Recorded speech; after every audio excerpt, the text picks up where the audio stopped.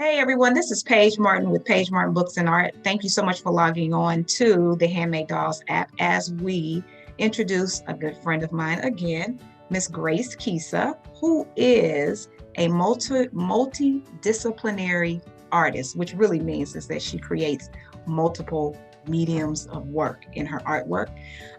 So Grace, as I said before, is a very good friend of mine. She lives in the Atlanta area, but she is originally from Nairobi, Kenya. And I'm going to give her the floor to tell a little bit about herself, and we can move on from there. So Grace, thank you for logging on with us, and tell us a little bit about yourself. My name is Grace Kisa. I am originally from Nairobi, Kenya. I'm an artist living in Atlanta, making a living at my craft. I work right now in mixed media sculptural pieces. So I use clay, metal, wood, resin, found objects, fiber, metal, pyrography, which is burning, to create these pieces. Okay, I absolutely love all of your artwork, Grace. I mean, it's just absolutely beautiful. I am particularly fond of your sculpture pieces. And I've told you before, I would love to have a piece in my house, but you know, I have two boys who could care less about all of my beautiful artwork. And I would have to put it somewhere very high on the shelf. But what intrigues me so much about your sculptures is that you use just the objects that you use to create and to make them look the way they look. They're very simple objects. But are you collecting the pieces first, or are you creating one step at a time and building as you create maybe the beginning? And how does that work in terms of how you pull it together? I collect found objects. Sometimes they're donated to me. I am intrigued by the form of the piece. So if I see something at a yard sale, or if I see something at Home Depot that looks interesting that I can use, that would inform how I would make. So when I get gather things from yard sales that I've collected, I put the pieces together. So I might take 2 or 3 pieces and see how they relate to each other, and then go from there as far as adding my clay heads or hands, how I'm going to articulate the figure using not only the pieces that I found, but the things that I'm going to add to it. Okay. Is it possible that you could share your screen so we can see some of your beautiful sculptures? So when I was telling you that I work in different mediums, before I started doing the mixed media sculpture, I was a painter, and I would do landscapes. This is an acrylic painting, 36 by 48, of landscape impressionist style that I have done in the past. And then this is a lino cut, which is a kind of like a woodcut, but it's using linoleum, which is the same thing that they would use flooring out of. And what you do is you carve the image in it and then ink it and make an impression on paper. So it was an original way of making multiple prints before they used machines. Okay. This is an example of some of my photography, more documentary style, a photograph, black and white photograph that I did in the 90s. And I used to print my original prints in the darkroom. Mm-hmm. And then digital photography came out and became so much easier to immediately get your image that I gravitated toward that. Though I still love printing in the darkroom. And this example is of my abstract mixed media. So even when I was doing painting, I would use other mediums to mix in with my painting. So these were newspaper cuttings that I collaged on canvas and then used acrylic paint on top. Love it. Right. And so this is an example of when I merged into 3D mixed media. I was always looking for something more, something that would challenge my creativity, a way of problem solving, and expressing myself in a different way. in a 3D dimensional way. So instead of just using clay or just using wood or just using metal, I wanted to combine all three. So this would be a clay head, metal form that I built out using cable ties, mounted on wood, and then there was acrylic paint in the background. And that's just amazing, just the simplest of materials. Yeah, these are cable ties from Home Depot. And what I liked about them was it gave it a metal feel. I wanted to look metallic and have presence without having the weight of metal. Mm-hmm, mm-hmm. This is another example of using found objects, including my clay work and assembling. So I used, I don't know what this piece is. This is something I got at a yard sale. This was a metal basket, shoe stretchers, that you can find at, any thrift store or any yard sale that people throw out. Wood from a lumber yard. And what I did was put these pieces together first, then added the heads and hands, wood pieces for the arms, and coins that I'd collected as an embellishment. Okay. So this is like one of my favorites. Mm-hmm. One of my favorites. Yes. So tell me a little bit about this particular piece in terms of what's the story behind this one? Yes. So what inspired me about this piece was when my family moved from country to country. My dad worked for an international entity, and we lived in 3 or 4 different countries. So whenever we moved to the place, we'd had to wait for our, televisions and furniture and all that to come back. So while we would be waiting for that, my mom would tell us folk tales that her grandmother told her. Mm-hmm. So, they were really fantastic, where animals could talk or sing, interact with people who did the same, people could fly. So this figure represents the griot, the storyteller. And just, as when people say long story short, so this is the beginning of a tale. So this is I'm sorry, go ahead. Yes, so this is my griot figure, which is, kind of like a bird-like, human-like, a figure that tells the magical stories of folk tales. So your culture from Kenya plays a huge role in a lot of your artwork, would you say? I would say definitely does. Travel, which is one of my favorite, traveling through other cultures, visiting people from other cultures, meeting people, even when you're not traveling, meeting people from anywhere in the world and hearing how they tell their stories or what their fables are or where they get their cosmology, what their beliefs stem from, has always fascinated me.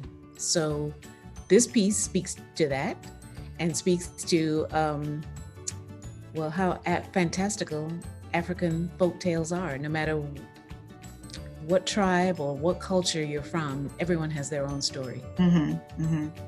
So speaking from the perspective of a person who is a doll maker, yes, and the dolls that I do create are still sculptures. I would definitely label them as sculptures. How do you relate what you do with your sculptures to doll making? Well, when I was young, my sisters and I played hard. We were inside and outside kids. We made a lot of stuff that we played with. We would be dolls were bought for us in our early childhood, and we didn't really love our dolls until they were dismembered. So arms were missing. It was just a torso and a head, and we would love that torso and head like it was just this precious thing. But it wasn't. My mom always noticed that. She was like, you destroy the thing, and then when it is, amputated, disfigured, you love it the most. And the hair is matted. But then after that, we evolved into making our own. We made a lot of things. So, oh my God, there's someone doing yard work outside. Oh, that's okay. I have noise over here too. So The what was I saying? I was saying something You were about, saying that you're, as a child, you all made a lot of things. yes, we did. So we had, my mom always had beautiful flower gardens and with all these exotic plants. So sometimes we would make dolls out of, there was like a papyrus plant that had a Mm, thick stalk and then the like soft bushy hair. And so okay. we adapted that where the body would be the stalk and we could make the head out of that and then the hair out of the whatever it is, the vegetation of it. Okay. Oh, that Um, sounds amazing. I know. And the thing with that is once we broke the stalk off, by in 2 days, it would be dry. So we figured out that we could, at night, after we played with it during the day, we would put it in a jar of water to keep it hydrated so we could play with it for a little while. So it's just the imagination of Yes. when people play outside or, use your environment to play with. Yes, we had dolls, but we enjoyed the making of things. We would make mud pots when it would be the rainy season and, there was mud everywhere. We would get in the garden and make little clay pots out of mud. Okay. Okay. We were, real outside kids and inside kids too. So that all of that was really preparing you as a sculpture artist among the many Very, facets of art that you create, yes. all of that play and Yes. whatnot. Okay, let's see another, what else you have? Oh, this is amazing. I call this piece The Bridge Between Us. And it is, just about building alliances. You always have something in common.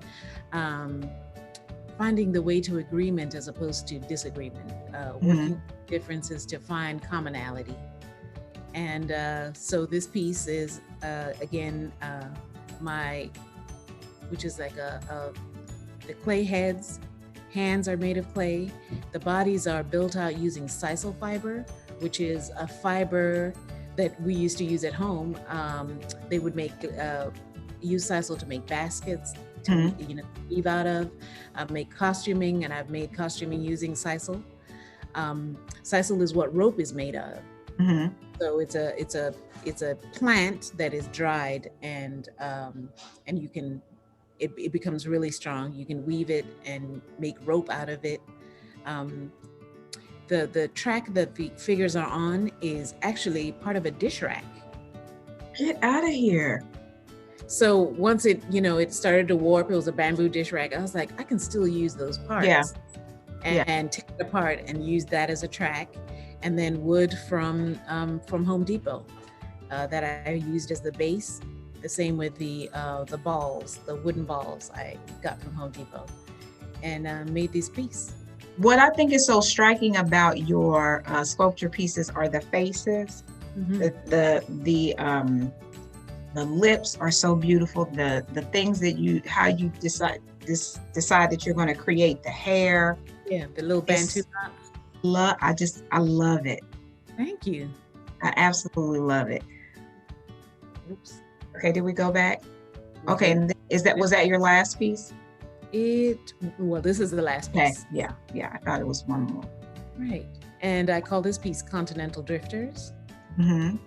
And it speaks to, how we, my family and I, traveled from continent to continent, and how music sometimes is your introduction to another culture before you even get there. So living in Kenya, my dad did his graduate degree at Harvard, and when he came back, he brought American music. So we had music from all over the world. Wherever he traveled, he would bring music back. So we had music from South America, from North America, from Canada, Europe, Australia, and all over Africa, and the Caribbean.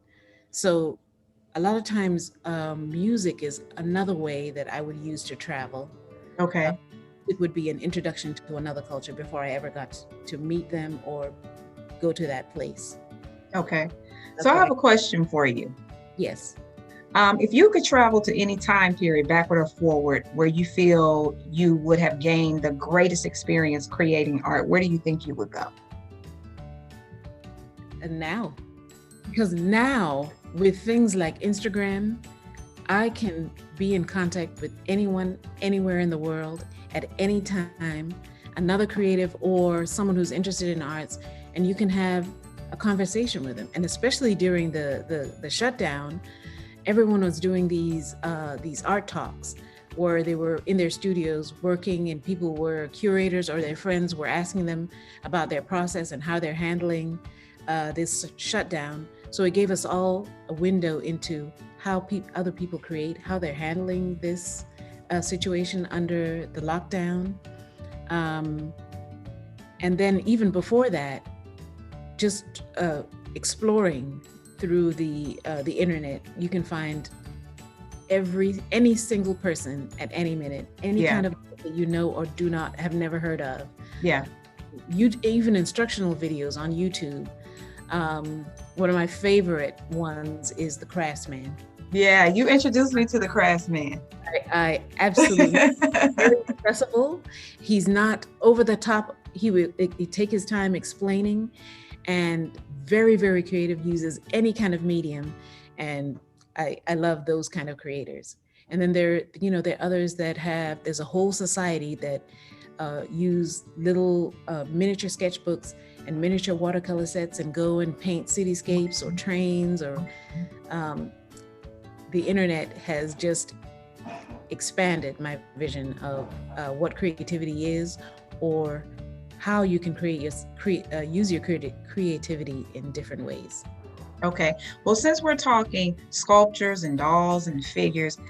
I really believe that the past definitely does influence our future and the things that we are doing now, whether that be positive or negative, whether it be creative or not. Yes. So when you think back, did you have a favorite doll when you were younger? There was a doll, one of the last dolls that I ever had, her name was Mango, and I actually made her out of an orange dress, and I called her Mango because she looked like an orange dress. But I loved that little doll, and I made her. My sisters and I each made our own dolls out of a dress. I don't know where we got the idea from. And when I first came to the United States, I packed Mango in my suitcase and brought her with me. And so do you still have her? No, ma'am. We moved too many times for me to keep, to have any things like that. But I do remember that doll. Okay, so you spoke a little earlier on the many places that you have traveled and whatnot. What would you say was the best trip you ever took that influenced you artistically, and why?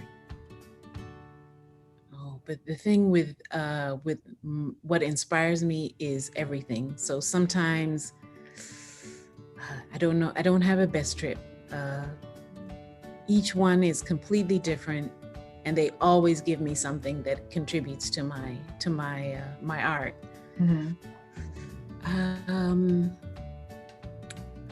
I don't have a favorite. Okay. So why sculptures?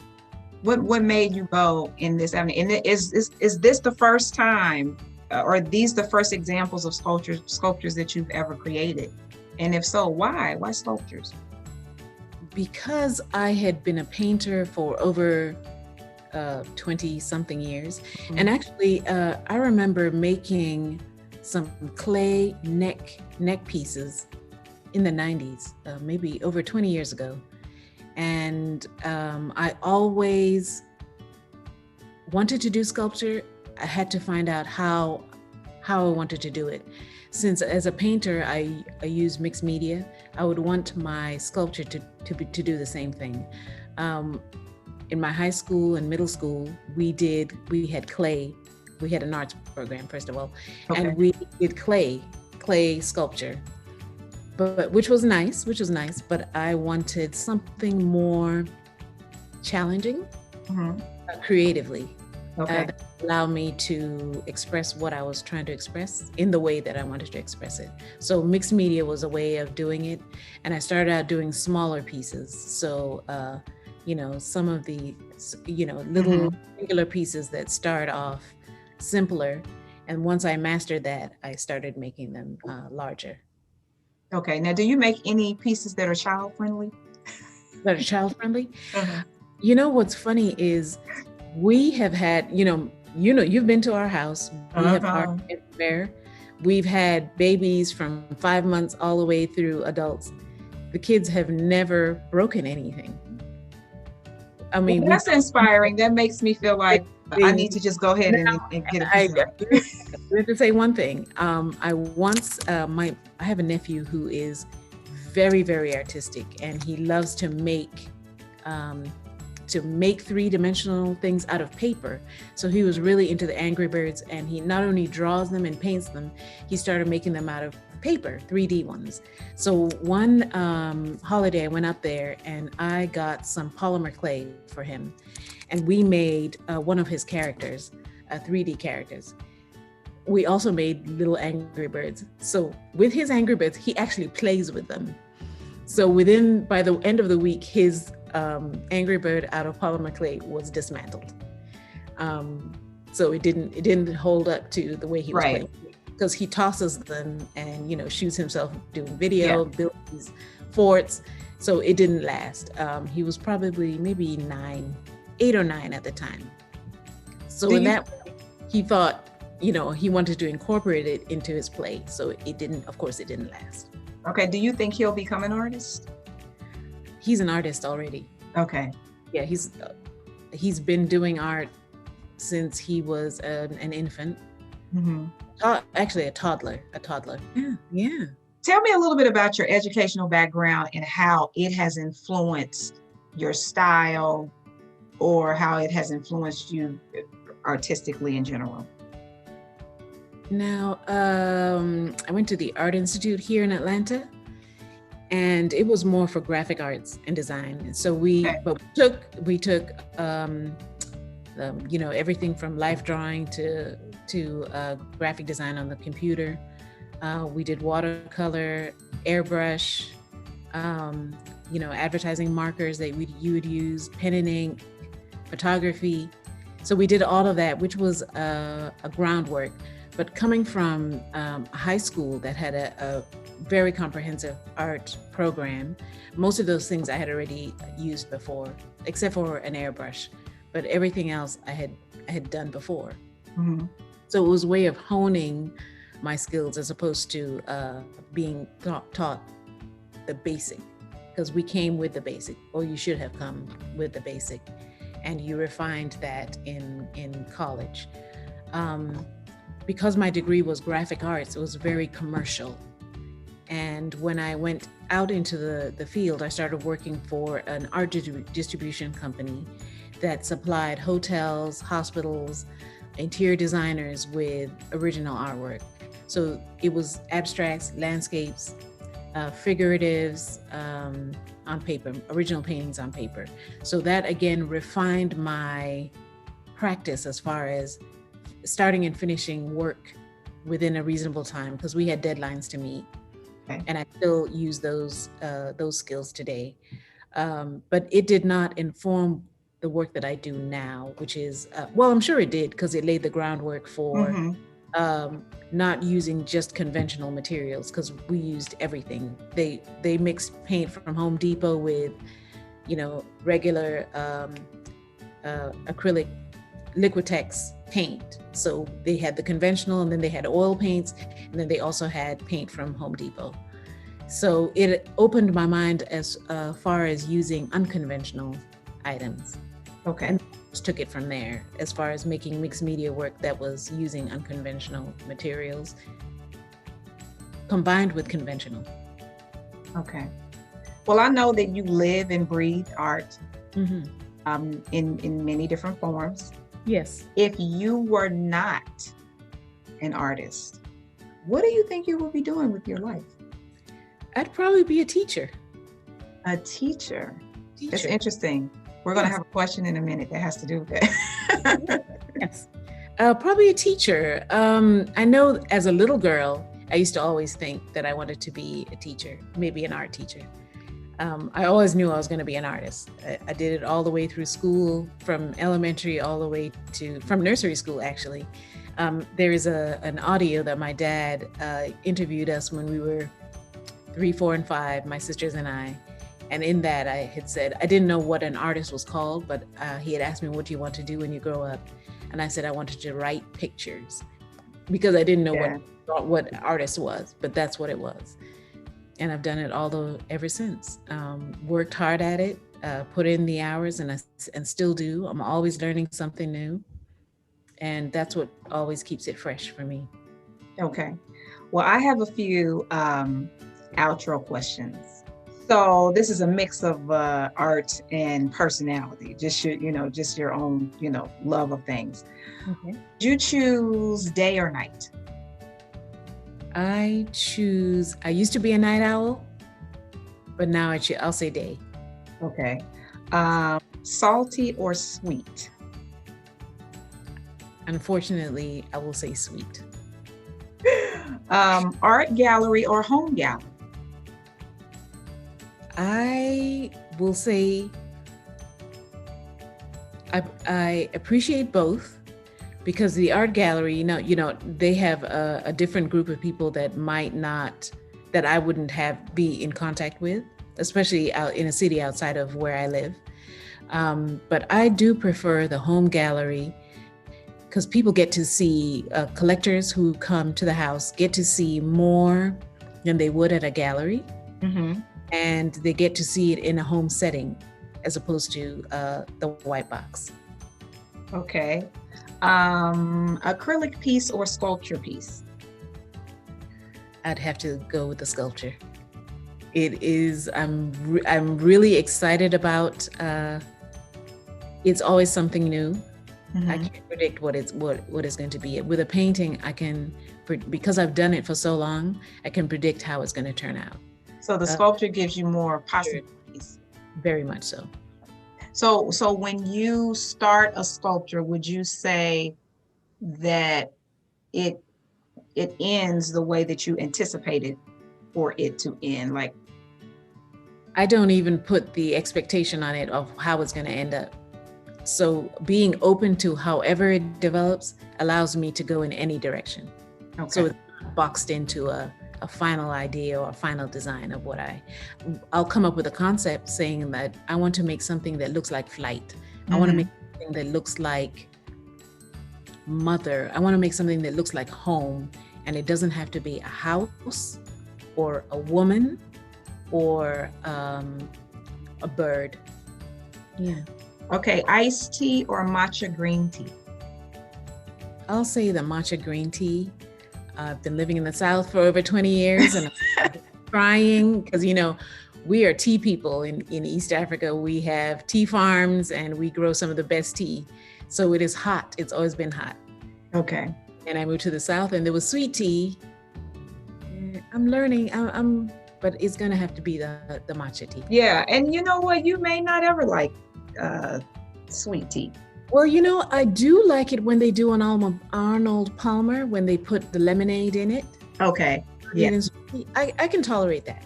Yeah, that is tasty. That is tasty. Yeah. Mm-hmm. Burning candles or burning incense? I will say the candles. And it depends on the incense. If it is the lemongrass, the lemongrass, I will go for that. But I like the candles because it also has a psychological effect when I see that with the fire. I'm a little bit of a pyromaniac, but the candles, I'll say the candle. Okay. And last. Yes. Teacher or student? Student. Really? Yes. You prefer to be a student?